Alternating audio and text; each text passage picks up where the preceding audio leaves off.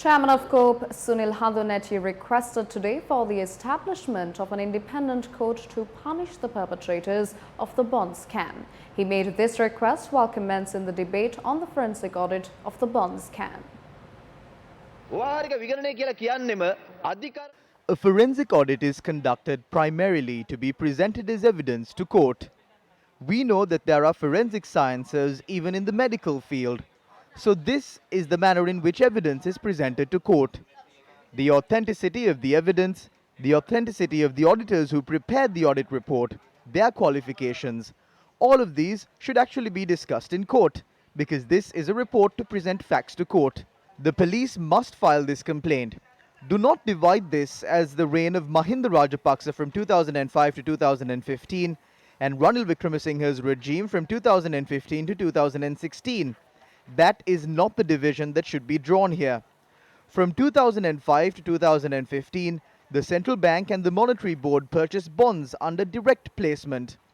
It was the auction system that was implemented from 2015 to 2016. That is the basis on which the auditors who prepared the forensic audit had divided these two time periods.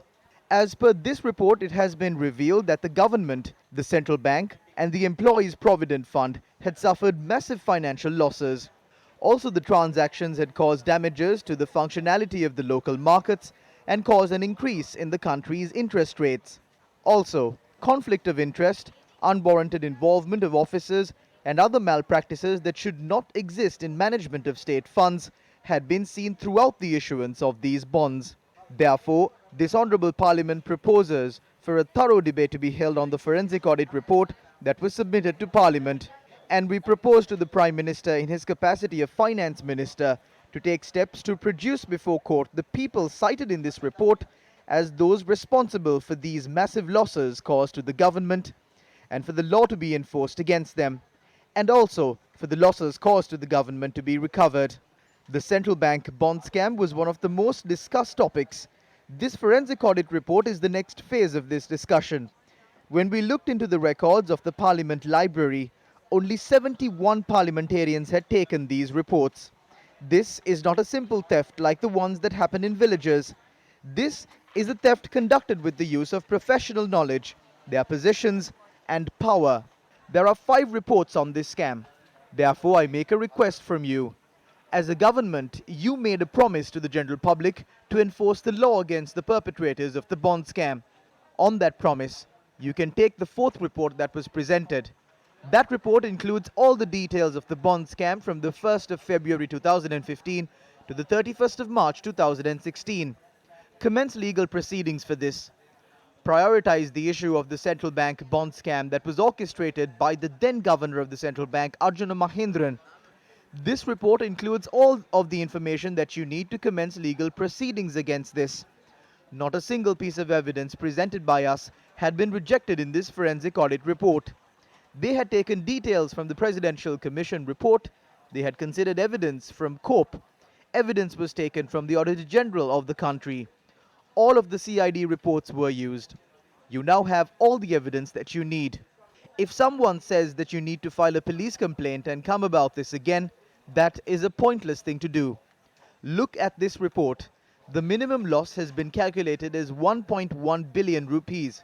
Kasun Palisena writes an email to Arjuna Mahindran.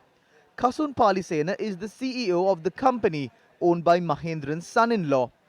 An audit firm cannot write what they want and wash their hands off just like that. So if these audit firms have made any mistake, then they must report to court on how they compiled this audit report. 4 officials of the Employees Provident Fund had traded in the market. They had purchased shares of the EPF. There is nothing to cover up or hide here. Bring this before an independent court. Establish a court to probe this matter alone and telecast the legal proceedings into the bond scam live and show the entire country the proceedings of this case. On that day, you will realize that all of these things that we said had saved billions of rupees belonging to the people of this country. There were attempts made by Kasun Palisena and Aloysius to buy our MPs for money. But the truth has emerged victorious. The truth has won, and that is why this audit report has been presented. Before this parliament is dissolved, This parliament must take a decision to send this matter to an independent court. මේ පාර්ලිමේන්තුව තීරණයක් ගන්න මේ අධිකරණයට මේක වාර්තා කරන්න කියලා අපි අධ්‍යක්ෂ මුස්සලා කියනවා. We will raise both our hands in support of the investigations into this matter. We will support you fully. Punish the perpetrators of this crime. Legal action has been filed against Aloysius and Kasun Palisena.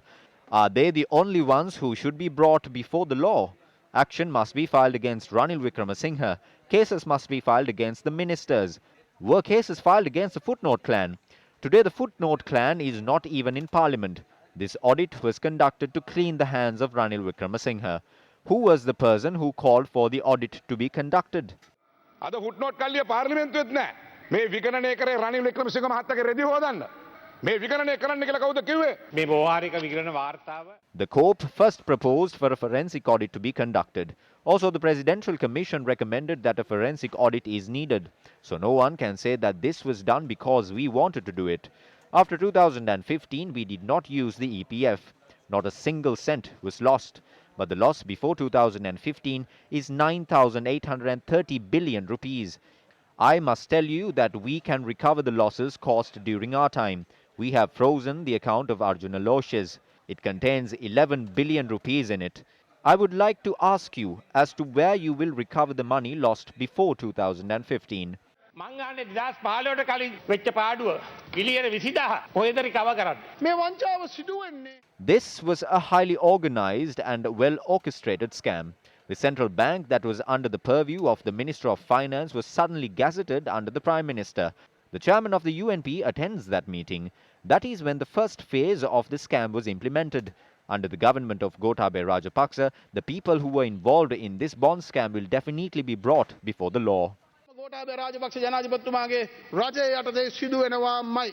දැන් මෙතන ආහන ප්‍රශ්නයක් තියෙනවා. What is the question being asked now?